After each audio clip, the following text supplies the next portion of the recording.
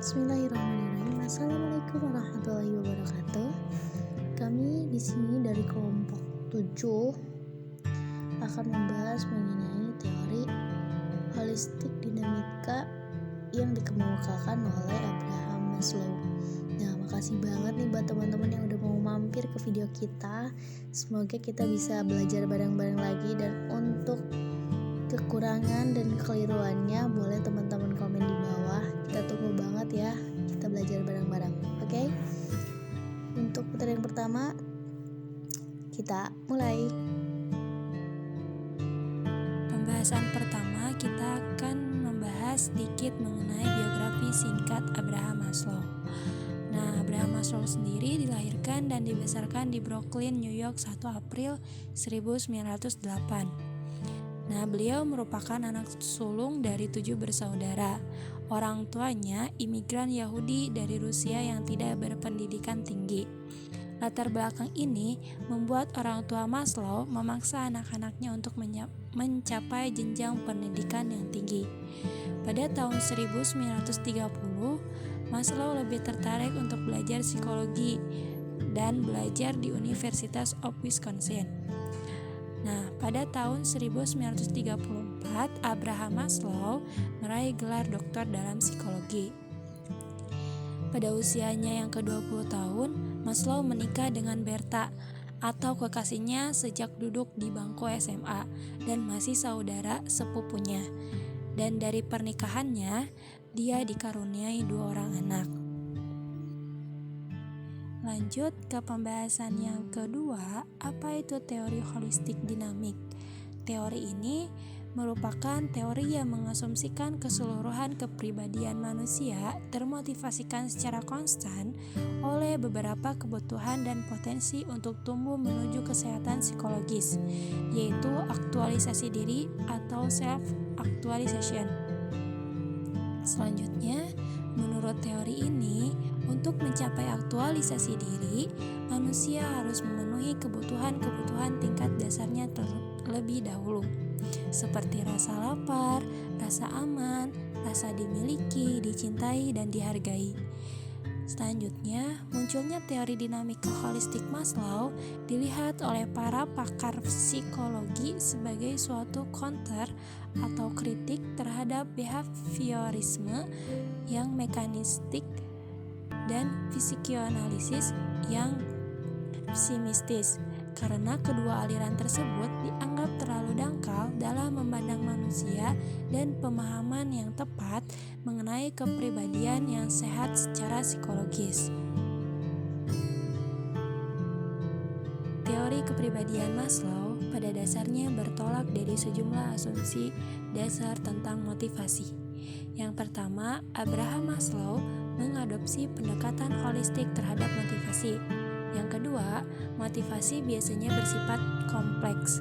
Yang ketiga, manusia termotivasi secara terus-menerus oleh suatu kebutuhan atau kebutuhan lainnya. Yang keempat, semua orang dimanapun termotivasi oleh kebutuhan-kebutuhan atas dasar yang sama. Yang kelima, kebutuhan dapat disusun dalam bentuk hierarki atau hierarchy of need. Nah, oke teman-teman. Setelah kita ngebahas terkait siapa tokoh di balik teori holistik dinamik ini, penamaan teori ini juga sebenarnya ada sedikit dramatisasinya, karena banyak banget yang beranggapan bahwa ini tuh teori transpersonal. Ada juga yang menyebutkan bahwa ini tuh teori humanistik. Ada juga yang menyebutkan bahwa ini tuh teori aktualisasi diri, karena sangat terkenal bahwa teori ini tuh menonjolkan aktualisasi diri. Nah, hingga pada tahun 1970, Abraham Maslow sendiri itu sudah menyatakan bahwa teori yang dibuatnya ini adalah teori holistik dinamik yang ia namakan seperti itu. Nah, mungkin itu sedikit fun fact-nya. Kemudian kita akan beralih mengenai konsep hierarki kebutuhan, di mana ini dibentuk atas kebutuhan manusia. Yang pertama itu ada fisiologis, di mana fisiologis ini kebutuhan yang paling dasar untuk kita semua. Yang paling dasar itu bisa berupa lapar, bisa berupa haus, bisa berupa tidur. Kita memerlukan itu untuk fisik kita. Kemudian yang kedua, ini ada rasa aman, safety, dimana kita butuh aman untuk secara fisik, untuk stabil, agar kita terbebas dari adanya kriminal gitu. Kemudian yang ketiga, ini ada sosial, dimana kita secara umumnya memang sebagai makhluk sosial, kita butuh adanya dorongan-dorongan dari orang lain untuk bersosialisasi, untuk berkomunikasi, untuk berinteraksi sebagai makhluk sosial. Nah, kemudian yang keempat ini ada penghargaan, dimana manusia ini bebas karena kita sebagai manusia yang memiliki ego, kita diberikan kebebasan untuk memenuhi keinginan kita, baik itu dalam bidang akademik ataupun non akademik. Kemudian yang kelima itu, yang terakhir ada aktualisasi diri, dimana ini itu kebutuhan yang membuktikan atau menunjukkan dirinya kepada orang lain bahwa kita bisa dengan diri kita sendiri, dengan mengaktualisasikan diri kita gitu. Nah, setelah kita membahas mengenai 5 pokok atau 5 poin terkait kebutuhan hierarki yang dikelompokkan oleh Abraham Maslow, ada pula kebutuhan lainnya yang sempat dikemukakan oleh Abraham Maslow sendiri, itu ada kebutuhan neurotik. Kebutuhan neurotik ini itu lebih mengarah kepada stagnasi kehidupan seseorang. Misalnya, ini lebih menggerakkan seseorang untuk melakukan perubahan-perubahan. Contohnya mulai dari kayak pola gaya hidup yang kurang sehat, kemudian karena terdesak, entah itu ada penyakit atau apapun, sehingga mereka merubah pola hidupnya. Nah, kemudian yang kedua ada kebutuhan kognitif. Kebutuhan kognitif ini sendiri itu lebih kepada keinginan-keinginan seseorang untuk mengetahui sesuatu atau memecahkan masalah atau untuk memahami. Itu disebut dengan kebutuhan kognitif yang lebih mengacu kepada intelek seseorang. Kemudian yang ketiga itu ada kebutuhan estetika. Mungkin ini sudah tidak asing ya bagi para anak seni. Kebutuhan ini itu bersifat universal karena setiap budaya, setiap kebudayaan itu biasanya memiliki nilai estetika yang dimana itu termotivasi dari peradaban manusia, dari hasil pola perilaku manusia itu sendiri, entah itu pengalaman, entah itu penalaran yang memiliki nilai estetis. Oke, untuk selanjutnya akan dibahas oleh rekan saya. Selanjutnya ada pembahasan mengenai perkembangan kepribadian Maslow. Sebelumnya, apa sih perkembangan kepribadian Maslow itu? Jadi, perkembangan kepribadian itu berarti kemauan diri sendiri untuk menata aspek internal diri atau sikap batin dan aspek perilaku eksternal diri, yaitu cara seseorang menampilkan diri atau tampak sisi luar diri dari persepsi orang lain.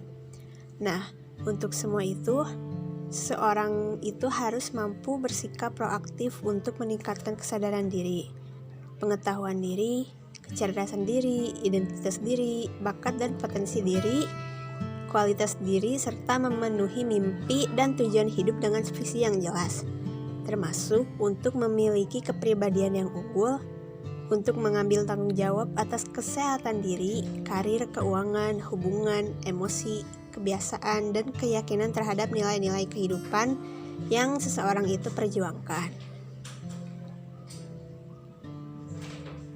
Nah, lalu Maslow ini ternyata punya perspektif atau pemikiran sendiri tentang perkembangan kepribadian ini.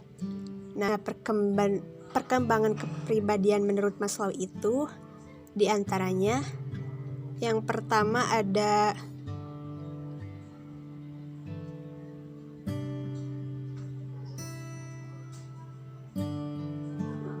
menurut Maslow, naluri manusia itu cenderung lemah. Yang kedua, memandang semua naluri bersifat kebinatangan serta hina. Yang ketiga, perlindungan kuat akan rasa aman.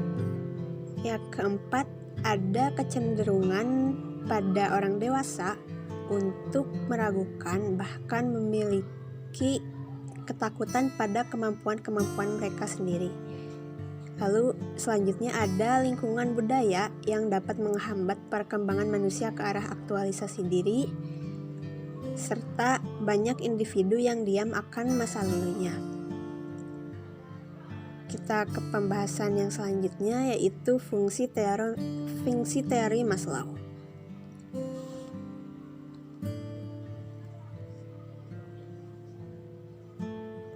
Nah, setelah sejauh ini kita membahas tentang teori Maslow, pasti muncul di pikiran kita, apa sih fungsi dari teori Maslow itu sendiri? Nah, fungsi dari teori Maslow itu sendiri yaitu yang pertama, Maslow membuat teori hierarki kebutuhannya sendiri sebagai sintesi atau perpaduan teori yang holistik dinamis. Yang kedua, menurutnya, manusia termotivasi untuk memenuhi kebutuhan-kebutuhan hidupnya. Yang ketiga, intinya karena adalah meningkatkan kualitas keterampilan interpersonal dalam kehidupan sehari-hari merupakan faktor penting menurut Maslow. Lalu yang keempat, teorinya memotivasi untuk lebih maju ke arah kebutuhan, keunikan diri, ke arah berfungsinya semua kemampuan, ke arah kepercayaan diri menghadapi dunia luar, dan pada saat itu juga ia dapat menerima mandiri atau self. Baik, di sini saya akan menjelaskan tentang implikasi teori Abraham Maslow. Menurut Abraham Maslow, semua orang dalam masyarakat kecuali beberapa kasus yang patologis mempunyai kebutuhan atau menginginkan penilaian terhadap dirinya yang mantap, mempunyai dasar yang kuat dan biasanya bermutu tinggi, akan rasa hormat diri atau harga diri. Karenanya, Maslow membedakan kebutuhan ini menjadi kebutuhan akan penghargaan secara internal dan eksternal. Yang pertama, secara internal. Kebutuhan secara internal ini mencakup kebutuhan harga diri, kepercayaan diri, kompetisi, penguasaan, kecukupan, prestasi, tidak tergantung, dan kebebasan, kemerdekaan. Yang kedua, faktor eksternal, menyangkut penghargaan diri dari orang lain, prestis, mengakui, penerimaan, ketenaran, martabat, perhatian, kedudukan, apresiasi, atau nama baik. Kemudian, sifat individu yang merupakan manifestasi dan kebutuhan Maslow. Yang pertama adalah berorientasi secara realistik. Yang kedua, penerimaan secara umum dari kodrat orang lain dan diri sendiri. Yang ketiga, spontanitas, sederhana, kesederhanaan dan kewajaran. Yang keempat, memusatkan diri pada masalah bukan pada diri sendiri. Yang kelima, memiliki kebutuhan dalam privasi. Yang keenam, apresiasi yang senantiasa segar.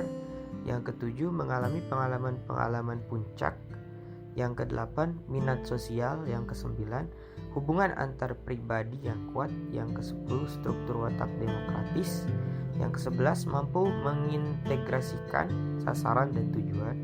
Yang ke-12 selera humor yang tidak menimbulkan permusuhan. Yang ke-13 sangat kreatif, dan yang terakhir adalah menentang konformitas terhadap kebudayaan. Mungkin hanya itu yang saya sampaikan. Selanjutnya saya kembalikan. Terima kasih. Oke teman-teman, jadi kita udah bahas banyak banget mengenai teori holistik dinamik menurut Abraham Maslow ini.